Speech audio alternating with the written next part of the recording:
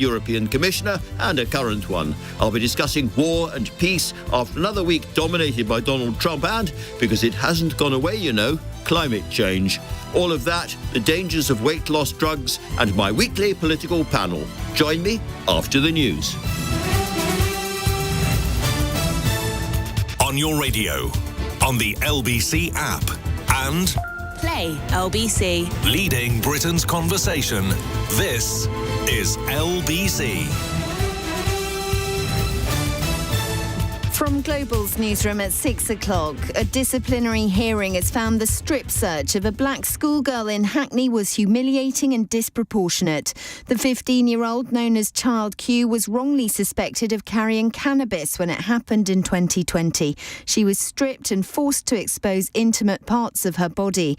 Today, 2 Metropolitan Police officers have been found to have committed gross misconduct. Commander Kevin Southworth admits this should never have happened. We probably didn't have the right training and oversight in place around stop and search at the time, and ultimately therefore we've been making great strides to transform our approach to stop and search. We've launched our stop and search charter, we've improved our training for officers, improved our oversight of this area, introduced higher levels of authority for searches of this nature. Much has been done to actually improve and make sure that nothing like this ever happens again. In the last few moments, we've learned the officers involved have been dismissed without notice. Ofcom says major pornography websites have agreed to implement tougher age protections, including credit card checks and facial age recognition. Any sites that fail to comply with the rules by this time next month could be fined or blocked through a court order. The Prime Minister has confirmed he's in talks with Labour rebels ahead of a Commons vote next week on his controversial welfare reforms. More than 120 Labour politicians are urging Sir Keir Starmer to rethink the proposed changes. In the city, the FTSE 100 closed up 28 points at 87.46. The pound bought $1.37 and €1.17. LBC weather, rain spreading eastwards overnight with lows of 11. There's sunny spells for most tomorrow with highs of 26 degrees. From Global's newsroom for LBC, I'm Elizabeth Secker. This is LBC from Global, leading Britain's conversation. It's 6 p.m. Now, Tonight with Andrew Marr. Good evening. The Prime Minister is engaged in frantic last-minute changes to Labour's planned welfare reforms to stave off a giant rebellion by his own MPs.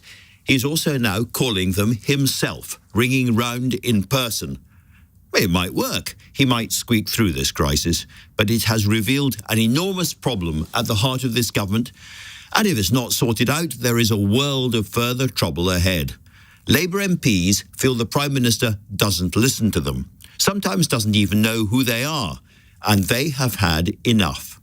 They want reform of the welfare system, but they want it to be done humanely and to genuinely help people back into work. And they are fed up to the back teeth of being ignored. This isn't about sackings, particularly of officials. It's about Keir Starmer himself and his ability to change. I know some people are telling him just to tough this out, head down, keep going, dare the backbenchers to bring him down.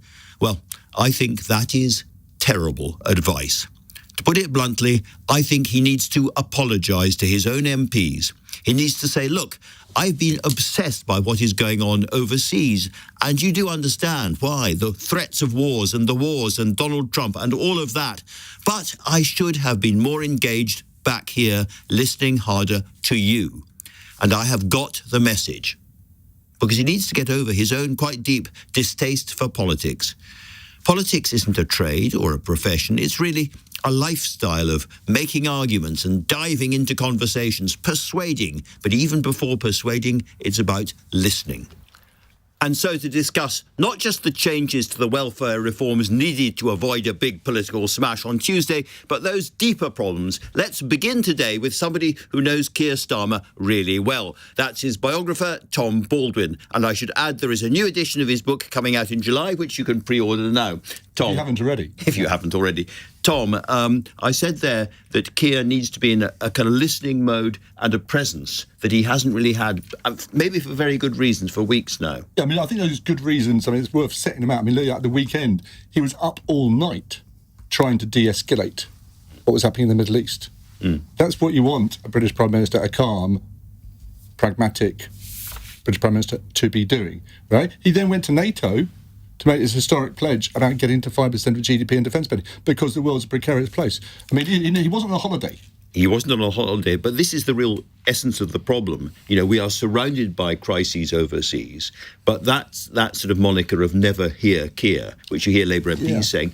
He's also the domestic Prime Minister. Look, I think he can come across as remote, and I think you're right that he has a sort of distaste for politics. He doesn't want to be out on the terrace every night, seeing the same people. He doesn't like, that's not what he went into politics to do. He went into politics to change the country and make it a better place. Now, that's not tested by how many MPs you met and how many ministerial meetings. Now, what's good? Well, sometimes he does... To change the country, he needs to get stuff through Parliament, and to do that, his MPs have to trust him and hear, and they feel that they are being heard by him. Look, I think that's right, and I think you put your finger on something. That I think Downing Street as a whole has appeared a bit remote, and I think it's appeared a bit arrogant.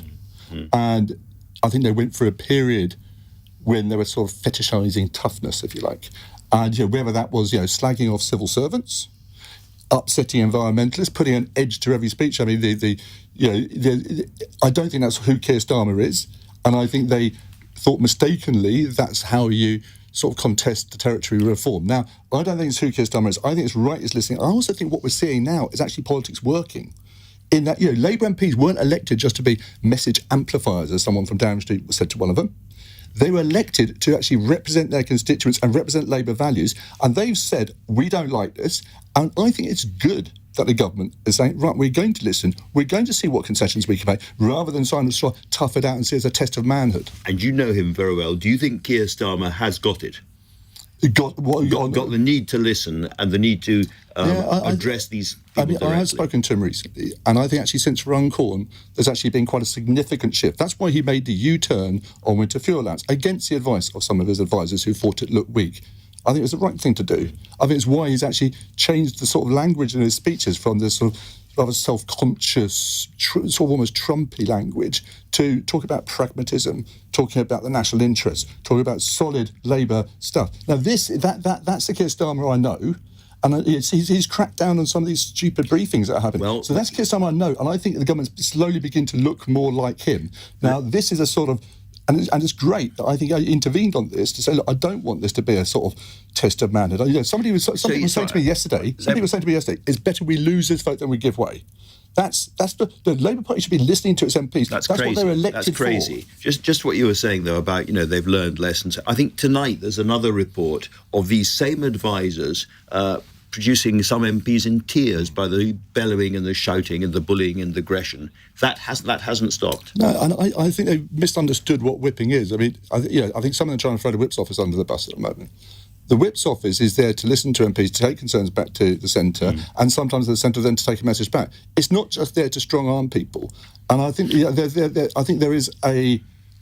Look, one thing's about Keir Starmer, and you know this as well as me, is he's always made mistakes. The way he's led the Labour Party, he went back, he went forward, he went sideways, like crossing a minefield. But he gets there in the end. And so he can learn.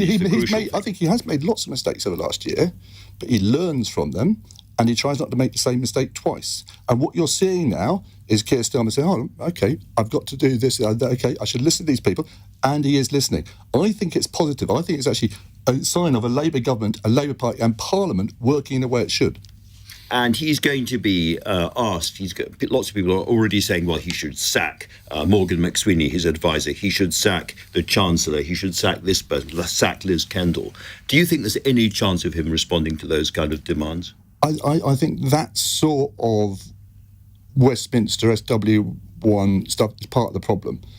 What you've got is Labour MPs going back to constituencies and hearing from people who are affected or worried about them being affected by this bill, and they want change. That's what politics should be about. What happens in people's lives, not what happens in this office or that office or where your desk is or what your job title is. And far too much of political coverage is addicted to this drama and crisis and, who's got the biggest new idea and rip it all up. When in fact, what really matters is that people are worried about the cost of living, they're worried about what's happening internationally, and you want a Prime Minister who's going to take account of that. I think we've got one. I think he does do that really, really well. He doesn't like this Westminster gossip. He doesn't like that bit of politics, but he does need to listen to his MPs. I could not agree with you more. However, the other thing that he has to do is persuade the rest of us, persuade the country that he has a vision for us, that he's going to take... He hates that word vision. Yeah. We both know Normal it, people don't have visions, right? But in the end, he is a leader, and the leader has to do things that normal people don't do, say things that normal people don't say. I've had this conversation. I say, is there a Starmerism? You go, look, I just want to get things done. Right? He's not interested in that vanity of having an ideology attached to his name. Right? He wants to get things done. He's got sense of direction. And, I go back to the minefield analogy, which I think is right for him. You see someone moving back, forward, sideways. I think what they're doing is inelegant. It's not inspiring, but it's the best way to get them to the other side. And far too often in politics, we've seen these charges of the Light Brigade. There's not the reason why, there's but the do or die. And guess what? They die. They die. Right? And we've had those. Politically, we've had Johnson. We've had those showy politicians. What we've got is a pragmatic, principled, calm Prime Minister who will listen, who will actually do the responsible thing on the global stage, and he looks like a grown-up in a world full of infants at the moment. And I think what he's doing here by listening to MPs is, again, the right thing to do, and I'm really glad he's doing it. Tom, I think we've got under the surface in a way we haven't done for some time. Thank you very, very much indeed for that. But meanwhile, quite a few people in politics feel the real problem is inside Number 10 or Downing Street as an institution, that the centre, as they call it, is not functioning properly. The man who can probably give us the best overview of this is the former recent Cabinet Secretary, Simon Case, shortly to be Lord Case, who is with me now. Simon, great to have you on the show. Thanks for having me. We hear this thing, and I've heard it from people inside Downing Street at the moment, the centre isn't strong enough. The centre hasn't got enough grip. You've given a recent speech on this subject, and I suspect you agree. Yeah, I'm afraid so. I mean, compared to most of our international comparators, other G7 nations, significant European nations, the centre of our government is very weak. I think it would surprise most people to learn that the job of Prime Minister rarely appears in our legislation. All of the power of government sits out in departments and all these sorts of things. It's very weak and very small compared to most. And in this current crisis, because it is a political crisis, the big problem seems to have been a lack of connection between Downing Street and Parliament, in particular the Parliamentary Labour Party. But if you don't have a grip of the Parliamentary Labour Party, your own MPs, you can't get anything done. It's absolutely right. Lots of discussion about whether being Prime Minister of this country is the impossible job or not. I think it's pretty close to that myself, because there are so many different things. As Tom had said, I mean, this is the man who has to represent us on the world stage, as well as being leader of the Labour Party, and the man who in the end has to help get legislation through Parliament. So it's an incredibly big and difficult job. But in our system, it's all about Parliament. You become Prime Minister because you've got that majority in Parliament, and if you can't hold that majority, you're in trouble. Absolutely.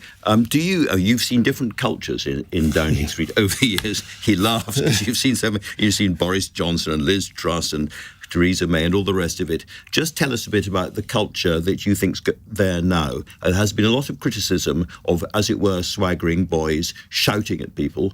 Is that fair? Is it too macho? I mean, I have to say it's a description that I don't particularly recognise. There's a lot of people who are incredibly quietly spoken. But, I mean, in the end, the culture comes from the top. And as you say, I've seen quite a few Prime Ministers over the years come and go, and recently they have been a bit like London buses. When Keir Starmer arrived in Downing Street, what he said on the street about sort of country before party is very much what he's like behind closed doors. I mean, he's a real public servant. He's there to try and get things done. And when he gets frustrated, I saw that frustration coming from the fact things weren't moving fast enough, or actually, it was Tom said, but politics is getting in the way of progress of the nation. And I think, this is this issue really, I think, is at the heart of the challenge that this government has inherited. Huge amounts of public money being spent. I was trying to do some sums earlier today on this disability benefits payments. If you just took our disability benefits payments to somewhere between 45 and 50 billion pounds a year.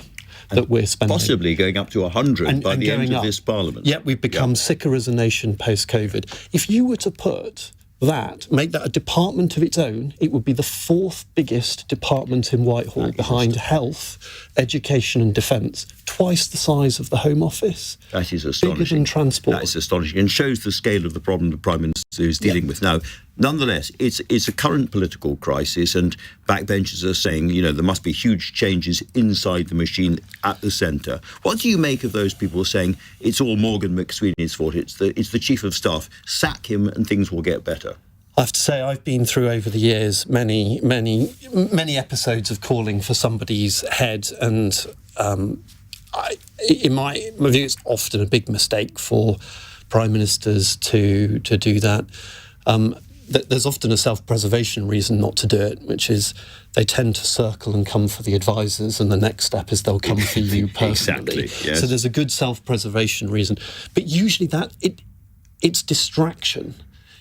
This is a really difficult public policy issue. How much money should we be spending on supporting people who are disabled, who can't work? That's a really big problem. Sacking some person that most people in this country have never heard of doesn't answer a £45-50 billion public policy question. And just a brief word about Morgan McSweeney, if you don't mind, because he seems to be one of the most eloquent, effective people I've seen in Downing Street for a very long time. Would you agree? Yeah, I mean, it's a brilliant colleague to work with, incredibly sort of thoughtful and considerate of those around him.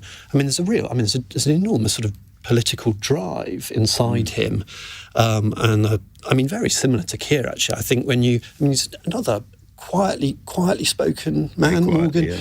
Actually, Pat McFadden, another very important figure in this government, in my experience, another quietly spoken person. The driest sense of humour in London as well. But there is real passion actually below the surface, and once you actually get to know them and you start talking to them, this personality, politics today seems to be so much more about personality than perhaps it used to be.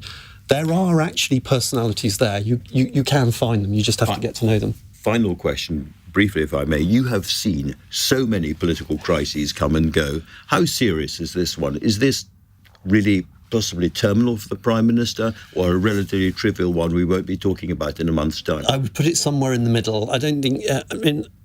it's less than 12 months since Keir Starmer led the Labour Party to an absolutely whopping majority. Clearly, some mistakes have been made on handling this issue. Basic rule in politics: if you haven't got the votes, you haven't got the votes, and you've got to change direction. And I'm sure there'll be lessons to be learnt around the art of politics. There's a great phrase in Godfather 3, Don Lucchese, who says the art of politics is knowing when to pull the trigger. Now, he was saying that in a different context, but there is also a big part of politics is about timing. If you're going to announce big welfare changes, don't wait for months before you bring forward the parliamentary vote. Move quickly. If you're going to U-turn quickly. Pull the trigger. Let's turn to Aggie, LBC's political correspondent. I don't know if it's about pulling the trigger, but you've been doing an awful lot of work today. I've been watching you at it, talking to people, and you bring some interesting breaking news about this. Indeed, Andrew. I am told there is a big concession on the table. I've spoken to some rebels this evening. They say there has been really good progress from Number 10, as they put it. They're not quite there. They said they need some more detail in writing first, but it does sound like potentially at least some of the rebels are willing to concede and won't be definitely voting against the government on Tuesday. We don't know exactly what that concession will be, but there has been a lot of concern around all the fact that the employment support, effectively the carrot of this welfare bill, is planned to come at the end of the Parliament, and there's been lots of calls for this to be brought forward, so that potentially could be it. This is the money that goes to Liz Kendall to help her get people into work. It's the other side from the stick of the cuts. Exactly. So there's that element of it. There's also the personal independence payments, which has worried a huge amount of Labour MPs. I think because they've heard a lot from their constituents about it. And there's also talk that Number 10 are considering saying these won't apply to some people with specific disabilities. I don't think we'll find out any more today. I suspect we will find out tomorrow. They want to kind of sew it up before the weekend. But the slightly strange thing is the bill that they will vote on Tuesday will be exactly the same bill there is at the moment. The government can't put down an amendment on that. So effectively, there's going to have to be some sort of, I would expect a public announcement by Sir Keir Starmer, potentially tomorrow, potentially over the weekend, where he's going to say, we are going to do X, Y, Z, we're going to do these concessions. And hopefully that will be enough, they hope, for the rebels. But as you say, he is currently calling those MPs, and I would expect Number 10 to brief over the weekend. The rebellion is crumbling, but all eyes on that big vote. They'll be wanting that word, crumbling, beyond any other. Aggie, Tom, Simon, thank you all very, very much indeed. So apparently Keir Starmer is ringing around rebel Labour MPs right now ahead of next week's vote. What will it take to win them over? I'm going to be speaking to one of the rebels to find out. You're listening to Tonight with Andrew Marr, and the time now, 6:20. This is LBC.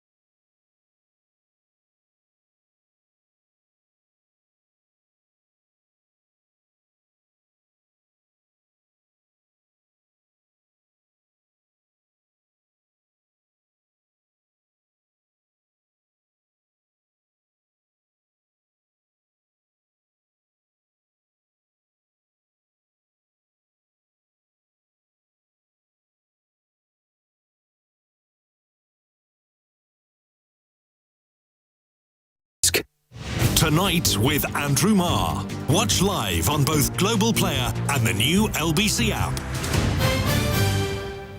6:22. So we've had the analysis about this potential rebellion from the centre, as it were. So let's go to how it feels for Labour MPs who are still contemplating voting this controversial measure down next week. I'm joined now by Simon Opher, the MP for Stroud and himself a former GP. Simon, thank you very much indeed for joining me on this show. Can I ask, you've heard that the Prime Minister is ringing around and that there's a concession coming. Do you feel your own determination to vote for the reasoned amendment against this bill beginning to weaken a little bit? Well, I don't know what the concession is. He hasn't phoned me yet, Andrew, but I'm looking forward to it.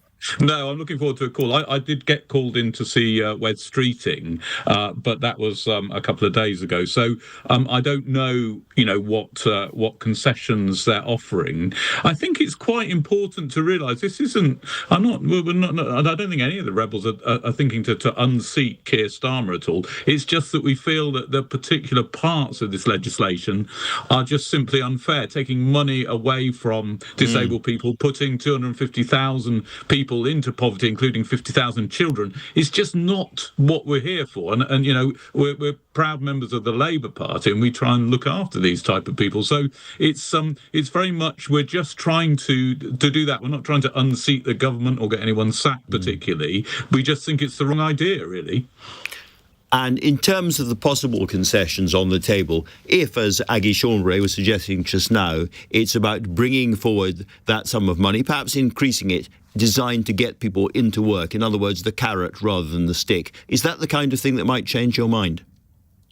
Yeah, what I think really is that what we need to do, we have got a disparate amount of people who are economically inactive due to illness, and I think I was as a GP, I'm thinking about, why is this? And I think one of the reasons is the NHS is in a terrible state at the moment, and we're just beginning to pull it out of there. But for example, there's been a lot of stress on mental health and how mental health people. That's the commonest cause now, I think, of sick notes is mental health disability. But actually, as a GP, if I try and refer someone for mental health treatment, it takes 4, 5, 6 months to get that treatment. So, no wonder they're not getting better, actually. And I think what we really should do is, put that money in early on, support GPs, there's lots of innovative schemes around people with sick notes getting to see occupational therapists, for example, almost immediately. Look at how we can get them back into work. Because work, as everyone admits, work is really good for people. And it's certainly really good for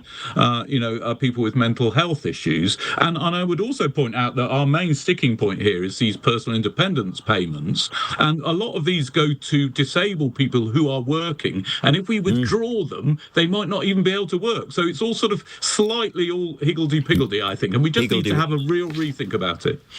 I've certainly heard that last point again and again. So if the Prime Minister calls you, as perhaps he will, I'm sure he's listening to the show and thinking, I better call that Simon Opher. If he calls you, what is the single thing that they could do to this particular bill that would persuade you that they had really listened, they had taken on board your concerns?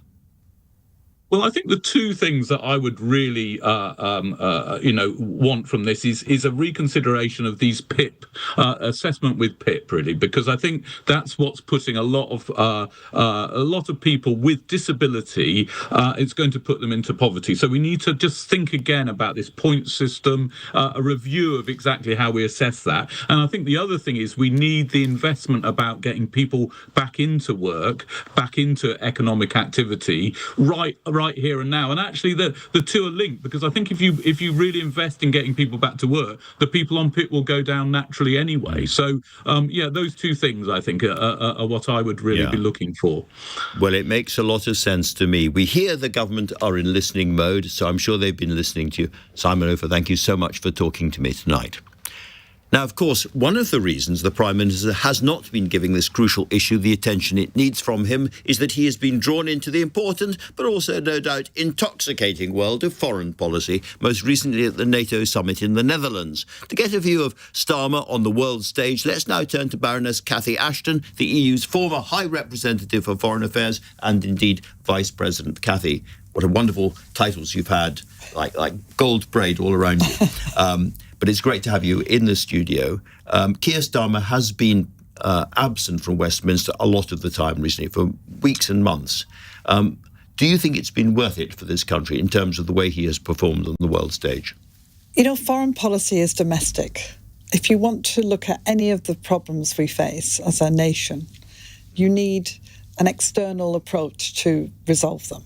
People talk about migration, people talk about trade, people talk about wanting to go on holiday, to have the best possible opportunities and so on. All of it requires us to have strong foreign policy. So inevitably, all leaders have to spend a degree of time out of the country dealing with that. But it's been especially so for Keir Starmer, hasn't it? We've had the Donald Trump endless drama which goes on and on and on, and what he said about Canada and the rest of it. We've had the Ukraine war and trying to get an alliance together for that in Western Europe, with the Americans potentially pulling out, and we've had the the Israel-Iran war going on. Perhaps now over, I suspect not. So he's had pressures on him like very few British Prime Ministers have had. It certainly has. It's been an incredibly volatile time. And an important part of what he's been trying to do really is play a role both with the United States in terms of being the reliable partner, but also with our European allies, especially with France and Germany. And I think he's played that very well. The challenge he's got now is how to translate that clear sense of what he's doing internationally, I think, into the domestic arena and give people, what you said earlier, the vision thing. So do you think we need a clearer sense from Keir Starmer of where he wants to take this country, to put it very simply, his ambitions for us all? I think if you've got a narrative people will put up with a lot because they can see the narrative, they can see where you're going. Everybody wants the best for themselves, their families, their children, and so on. And they'll do anything and everything. They will sacrifice if they can see that there are real possibilities, real sunny uplands ahead. And I just think there's a bit more to be done to spell that out. I rather agree. Let's look at the darker side, if you don't mind, for a second, because we are quite vulnerable as a country, financially and economically, to these big gusts coming in from abroad. And if the Iranian situation gets worse suddenly again and the oil price goes scooting up, that could completely overwhelm all the government's calculations. Absolutely. That's why it's so important to do the best possible deals we can, especially with our European colleagues and allies. Stability in growing the economy is everything. It's everything in terms of being able to fulfil what he wants to do on defence. It's everything in terms of what he wants to do to support people domestically. And what do you make of this recent NATO summit? Because some people, particularly in the States, are saying it was a pivotal moment. It was the moment where Donald Trump finally got what he wanted with NATO. Things will never be the same again. We're all heading to 5%. It changes our little bit of the world quite dramatically.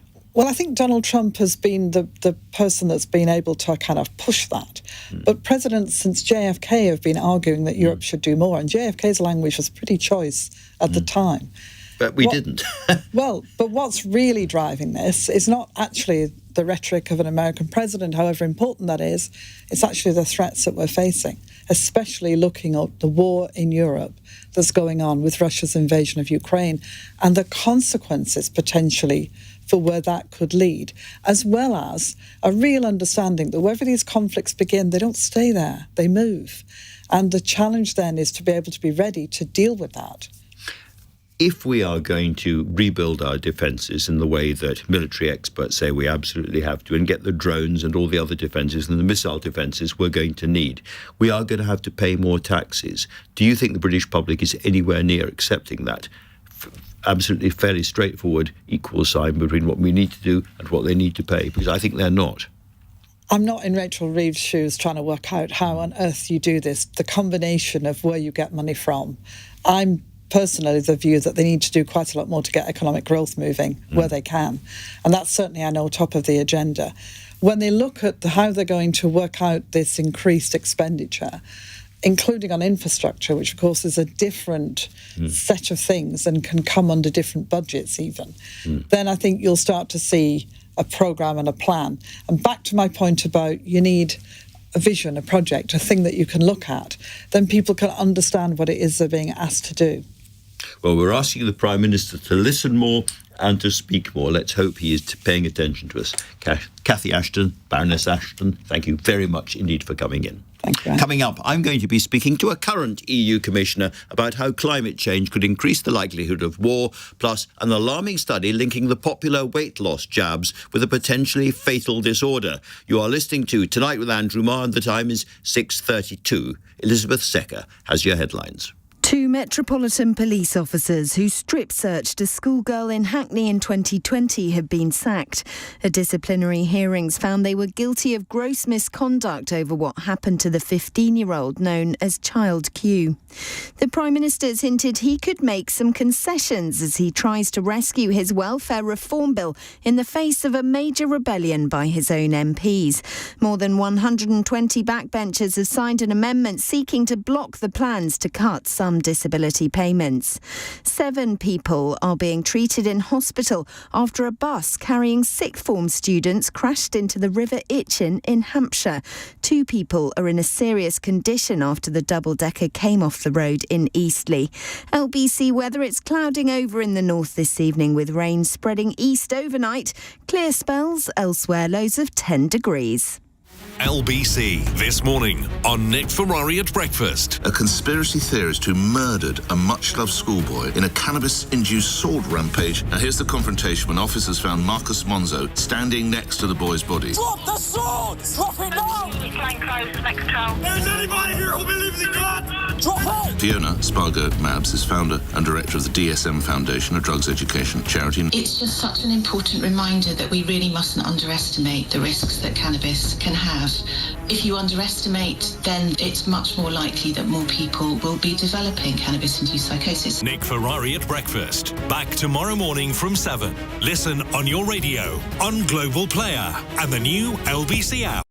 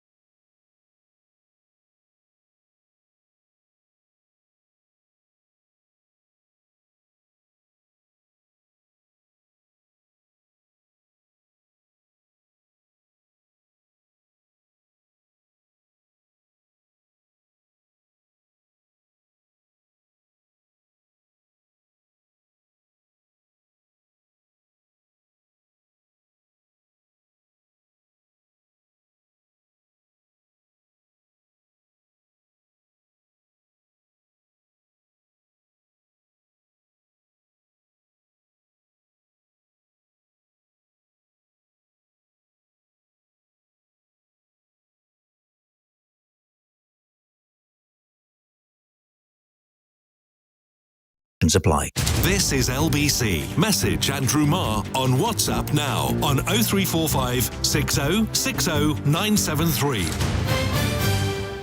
6:35. So, we've just been hearing from a former European Commissioner. Let's turn now to a current one. Wopke Hoekstra is the EU Commissioner for Climate Change. He joined me in the studio just a little bit earlier, and I began by asking him whether we were in for a long period of extreme weather across the continent, in particular thinking of the baking heat in southern Europe coming every summer. It is bad news, and it will get worse before it gets better.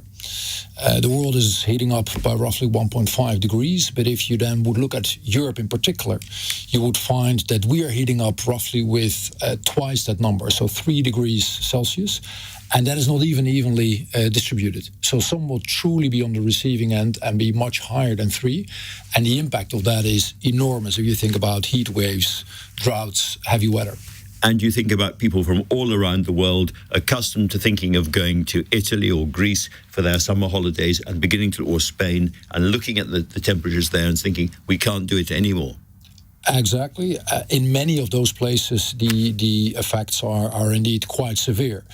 But let's not have the illusions. The illusion is just a European problem. If you talk to our friends from the small island development states or in Africa, but also in Asia and Latin America, the impact simply is huge. Impact is huge. And it's an impact not just, we tend to think of climate change in a box, that's climate change, but actually impact on security and on war. You have said you think it quadruples the likelihood of wars over resources. So one of the mistakes we have made, I think, is we have talked too much about climate change as something that is just for the planet, and we should do something about it for reasons of altruism. The reality is the planet has been there for 4.5 billion years, and it will be there for billions of years to come. It matters for our ecosystem. It matters for us as people. It matters for our economy, and indeed also for our safety and security. And one of the things many experts are saying, that we will see an increase because of scarcity of fights, potentially even conflicts over water and other scarce resources. What parts of the planet are you most worried at? Are you looking at for those kind of conflicts? In an indirect way, this will also influence Europe. Just think about people on the move from Africa. Think about migration. But another very tangible example I always hear military people come up with is if you look at the high north and ice melting. That actually means that the Russians can come to places they could never come during the Cold War by ships. And that is a change that immediately affects the military equilibrium. So that is what's something that our friends in Scandinavia are very much preoccupied with.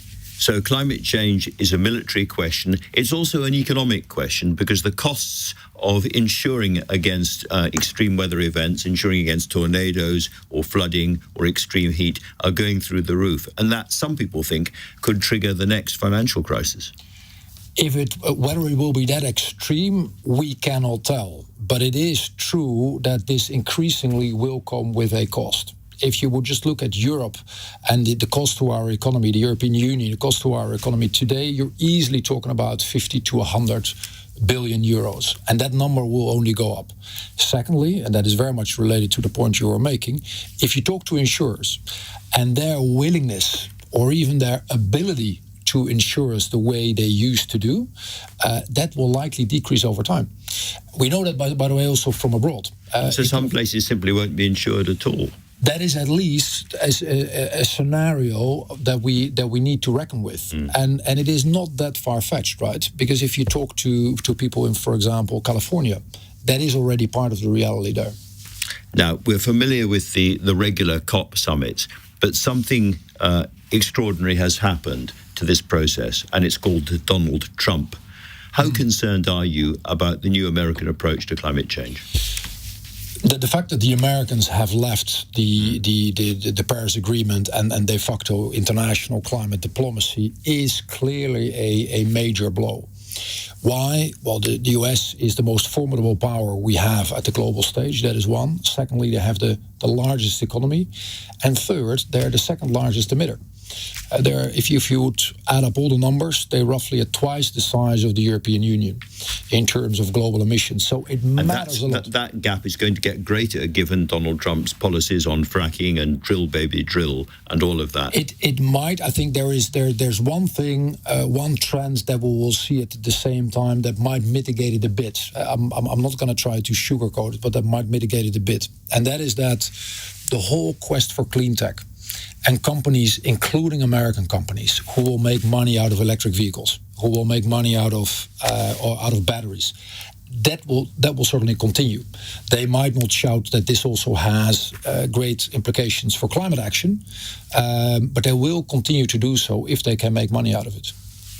Commissioner Hoekstra, let me ask you about one perhaps slightly more cheerful aspect of your job, which is there's a new deal between the EU and the UK, and it covers energy security and green energy in particular. Can you explain to people listening what it means for Europe and whether you think it's a good deal? Yeah, I will, but let me also first say, because I understand it sounds like doom and gloom for people listening. If we take the right action, I do think humanity can solve this. The UK government is doing a great job here.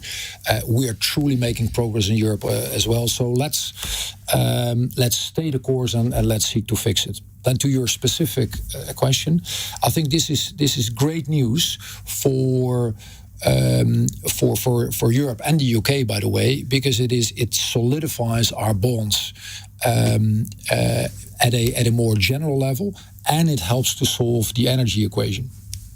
So, as I understand it, the deal covers things like offshore floating wind farms connected to both the continent and to the UK, so that whoever is short for a period, has a shortfall of energy, can supply the other. That's exactly one of the elements. And it's easy to understand why that is useful, right? Because we're going to see times where there's actually an abundance of energy and actually relatively low demand in one place, but maybe not in another place. So the more you have markets connected, the UK to the European Union, frankly speaking, also the 27 member states of the European Union more closely to each other, the better it gets. The more supply there is, and the better it is in terms of prices for us as consumers. And presumably the less energy is wasted. There are calls in this country from quite a lot of people for us to scale back on our net zero ambitions. I mean, at the moment we're going to be investing in modular nuclear reactors and onshore wind and all sorts of things. But some people say this just makes working class voters poorer. It's a kind of luxury politics of the elite. What would you say to people who make those arguments? If that were true, I would probably agree with them, but it isn't. And the interesting thing is, if I talk to the front runners in this game, businesses and the societies in particularly Denmark, Finland, and to a lesser extent Sweden, interestingly enough, there it is the business community who's asking for more of it, because what they have managed to do is build a great business case that employs millions of people and is getting the country cheaper and more sustainable energy. And I think that is the way forward for all of us. All right, Commissioner Hoekstra, thank you very much indeed for coming in and talking to LBC. Thank you.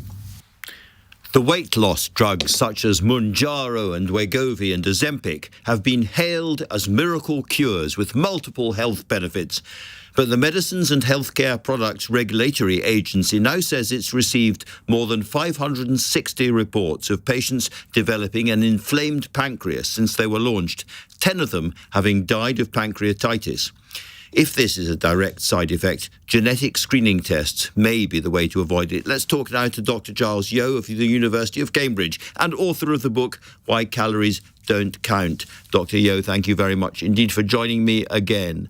How seriously worried should the ordinary person who is taking one of these weight loss drugs be by these numbers? They're quite small numbers, but it does appear that there are people with fatal side effects. Yeah, no. So we'll have to see whether or not these. First of all, thank you for having me on again, Andrew. I think we'll have to see whether or not there is a direct link, because obviously things happening doesn't causation, correlation. But that being said, I think the companies are going to take this seriously, because obviously this is not an outcome anyone signs up for when you actually take the drugs. There is a biology underlying it. These drugs, Mounjaro, Ozempic, do directly signal to the pancreas, so you can see how. With someone that is slightly more sensitive, you could end up with pancreatitis. So it's very rare, extremely rare at the moment, 500, but there are nearly 1 million people on these drugs on this island. So I think what we need to do is just to really understand the link between the two. Is it possible, without using too many technical terms, to explain why drugs designed to suppress the appetite affect the pancreas, what the pancreas is doing? Okay, because these drugs were originally designed for type 2 diabetes, so for people who can't regulate their glucose. And actually, the original design of these drugs is that, because the natural hormones do this too, is they go to the pancreas and enhance the secretion of insulin when you eat food. And so if you actually have a drug that sticks around the blood for longer, which is what Mounjaro and Ozempic do, they keep the hormone in the blood for longer, there is more of a tonic activation of the pancreas to continue producing insulin. The weight in loss, a sense, the pancreas is working harder. Yes, the pancreas is working. And so what is pancreatitis and why can it kill you?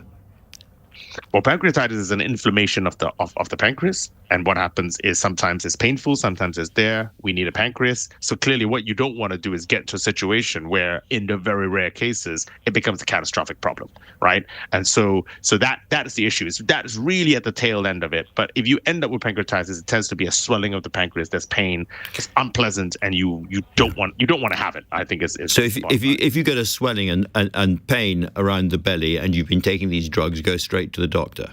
I would say so. I mean, once again, we don't want to scaremonger, but we want people to be watching out, because remember, these drugs may increase the risk of pancreatitis, for example, very slightly, but it reduces the risk of many other diseases, certain cancers. It reduces the risk of many other things as well. So I think we just need to keep these things in balance.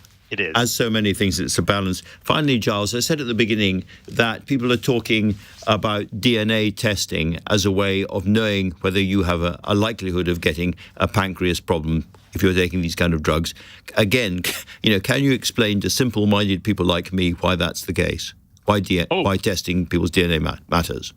Okay, so it's interesting. All of these drug companies, when they first did the trials, never took any genetics. They did any genetics. Don't ask me why. They're going back and redoing it now, because ultimately what they want to do is to identify the people who don't respond to these drugs. A small percentage of people don't, and the people who hyper respond to these drugs. They over respond to the drugs, and those are the people that get side effects. Because if you can find through genetics, okay, and we can find a signature which predicts who is going to hyper respond to it, then they can get some other drug. And if we can reduce the side effect load down to close to zero, that's the aim. That's absolutely fantastic and very clear explanation of something that I personally hadn't properly understood. So, Giles, thank you very much indeed for helping us all out there. Now, as number 10 braces itself for a weekend charm offensive with its own backbenchers, I'm joined by my weekly political panel to look ahead at the turbulence still facing Keir Starmer over the welfare reform bill, as well as to reflect on a week of foreign policy drama. You're listening to Tonight with Andrew Marr, and the time is 6:48. Coming up at 7 on LBC, Simon Marks. The partial U-turn is underway. The Prime Minister is tonight rowing back on the extent of his proposed disability welfare cuts. But can he row back far enough for you? Simon Marks on LBC.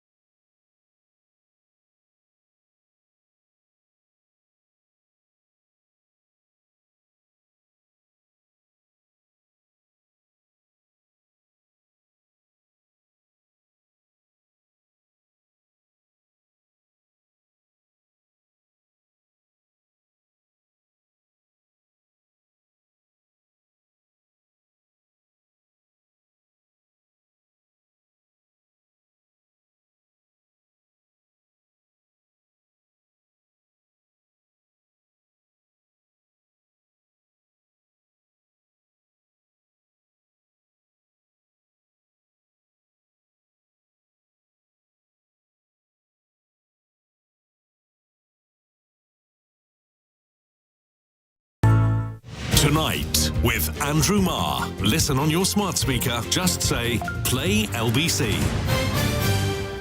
6:50, and so to my weekly panel, and what a week it has been. Rebellion at home and threats to the authority of the Prime Minister himself. Trump in triumphantly Trumpy form after those strikes in Iran. Britain's purchase of US fighters armed with nuclear bombs. Just all the usual small stuff. I'm joined now by my political panel to chew that over. Dominic Penna, political correspondent of the Daily Telegraph, and Zoe Grunwald, the political journalist and broadcaster who knows Westminster like the back of her hand. Thank you both very much indeed for coming in. Zoe, let me start with you. Strong rumours, I think more than rumours, stories tonight that the government are offering quite substantial concessions. Perhaps not a surprise, but very, very different from the language of we won't flinch just 24 hours ago. Yeah, and I think actually quite a lot of people, perhaps not around Keir Starmer, saw this coming because the level of rebellion, the fact that the Tories clearly weren't going to back it, it was either going to be an embarrassing defeat or some sort of climb down. The big question is what the concessions can be, because obviously the big question in the room is this PIP criteria, tightening the PIP criteria. Not all the rebels are entirely united in what they want. Some are very specifically worried about that, and it doesn't sound like that's something that the government can climb down on. I think you're right. I think changing the PIP criteria is too complex. It's going to involve too many different groups of people and, frankly, lose any savings they were going to make, Dominic. It's not the kind of thing that you can do at the last minute. Absolutely, and only today we had the IFS, the Institute for Fiscal Studies, warning that Rachel Reeves' very limited £10 billion of headroom would be blown out the water if Reeves and Starmer U-turn on these welfare cuts. But as you said, Zoe, the pressure is becoming so insurmountable from these Labour MPs, and it's not just the usual suspects. It's not people who enjoy necessarily rebelling against Sir Keir. A lot of rebels are also new MPs. I think about 70 were only elected a year ago, where Sir Keir had this overwhelming mandate from the electorate, but that all seems to have crumbled away, and with it the Prime Minister's authority over his party. I'm not in any way undermining their principled nature of what they're saying, but these are also MPs who are hurt in many cases that they simply haven't been listened to, and some of them said to me, Keir Starmer doesn't even know who I am. Absolutely, and we've had some remarkable cases where MPs are saying after a year that they've never met Sir Keir Starmer in person, that they've never had a conversation, and that simply can't be good for party morale, and it only adds to a sense of bunker mentality in Downing Street. Only 24 hours ago, Sir Keir was dismissing this rebellion as, quote, noises off, and now he's offering, by the sounds of it, rather extraordinary concessions. Absolutely. And Zoe, we've talked a little bit on the show already about a sense that Number 10 has been really bad at handling the Parliamentary Labour Party, that there have been sort of swaggering, bullying conversations. Another report tonight about MPs left in tears by advisors sort of screaming and shouting at them. Yeah, I mean, it's not a totally unheard of thing in politics. I mean, everybody's kind of seen the thick of it and knows what it can be like. But perhaps too many people have seen the thick of it and think it's a manual. Yes, perhaps too many people have learned from the thick of it, which was not the intention of the show. But, I think there is something to be said that Starmer had a large majority, lots of new and big new intake. So it would be surprising it wouldn't be unsurprising if he hadn't met them all originally. But a year in, and the fact that there are even these briefings coming out of people saying, actually, he's never even spoken to me, that shows you that there is an undermining of his leadership going on. Whether the buck will fall with Morgan McSweeney, who has often been trotted out as almost the face of the ideology behind Keir Starmer, or whether actually people are going to say, no, we have to go straight to the top of the party. Or potentially there's Rachel Reeves as well. She's the one clawing around for this headroom. Is she going to be the one who the buck stops at? After a rebellion like this, it's hard to see how there aren't going to be some kind of punishments within the party. Well, we've been talking, really, I suppose, all in the last hour about the likelihood of, at the last minute, them being able to avoid a crashing defeat in the Commons on this very, very important bill. But, Dominic, it is still possible the rebels hold the line and the Liberal Democrats don't get in the way and the measure is actually defeated. If that happens, you would expect there to be resignations or sackings. What's your view? Absolutely, and I wonder to what extent Vicky Foxcroft about this time last week, actually resigned from the front bench as a government whip. If this legislation is defeated, it wouldn't be a surprise to see more resignations and extraordinarily questions about the future of Sir Keir Starmer and Rachel Reeves. There's a working majority in Parliament of about 165. The fact that we are having this conversation less than a year after that general election landslide is extraordinary. And if... I'm shaking my head in disbelief. You're absolutely right. But we're running out of time. I'd like to turn to the rest of the world. The rest of the world has been quite important. We started the week still thinking that we're on the edge of an absolutely full-scale war in the Middle East between Israel and Iran, that Iran would be hitting lots of other countries. Now, having been kind of berated by Donald Trump, he got very, very angry. Both sides do seem to have calmed down. A little sliver of good news, though we can't bank too much of it yet. Yeah, absolutely. And, you can read all sorts of things into Donald Trump, but the fact that he always tries to find some kind of humour or ability to express himself in unorthodox terms. We all saw the video coming out of his team earlier with Daddy's Home playing in the background. It does give you a sense that maybe we have slightly de-escalated, but this is a conflict in the Middle East that goes back decades and decades, and, there are still plenty of tensions on both sides. Donald Trump has not yet been able to de-escalate any of these major wars that he said he would be able to when he got into, and often in some cases it seems like he might be making them worse. So I think we should all hold our breath on that. Absolutely. And Dominic, tonight, in response to newspaper reports that they hadn't actually destroyed the nuclear facilities, they said they destroyed. The Pentagon have released extraordinary videos, slowed down videos of the bombs actually going into where they said they were to demonstrate that. And yet, there are also very credible reports from Iran that most of the enriched nuclear material was removed from the relevant bunkers before the bunker buster bombs got them and is secreted somewhere around Iran, which suggests that the regime is still there, it's humiliated, it's angry, and it's still got its worst stuff if it chooses to use it at some point in the future. Absolutely, and like you said, Zoe, there is just no sign that although Donald Trump is claiming victory for this more immediate de-escalation, the Middle East remains an absolute tinderbox. There is still a very live war between Israel and Hamas. There is still the devastation in Gaza. There is still On the other side of the world, there is the war between Russia and Ukraine, which Mr. Trump claimed that he could sort in 24 hours. Again, 6 months into his presidency, almost no sign of that. And he takes a very unique approach to international relations. There are signs so far that sort of 6 months in, some of that's paid off, a lot of it. These conflicts are so enormous, it's hard to see what one country alone can do. And so, therefore, when Keir Starmer says, I do have to pay some attention to the rest of the world, you kind of see what he means. Zoe and Dominic, thank you both very much indeed. Earlier on, I was joined by the former Cabinet Secretary, Simon Opher, who reflected on what he thought the government needed to learn from the fury of the backbenchers over the welfare reform bill.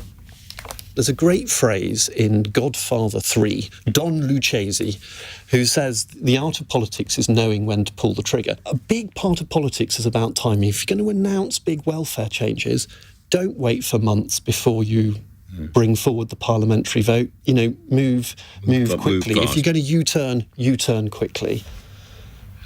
Know when to pull the trigger. I will be back with you on Monday. If you missed any of today's show, you can listen back on Catch Up on both Global Player and the LBC app, where you can stay up to date with all the latest news and opinion. You can put your news categories in the order you want them. You can pause and you can rewind live radio, and you can listen to a range of podcasts. So download that official LBC app for free from your app store now. Coming up at 10 on LBC, Henry Riley. But right now, it's time for Simon Marks. Thanks, Andrew. Coming up tonight. Every time a new puppy is born, a dog languishing in a shelter loses their chance at finding a forever home. Animal rights charity PETA says the Prince and Princess of Wales are out of touch by allowing their Cocker Spaniels to have puppies during an animal homelessness crisis. Is that a fair point?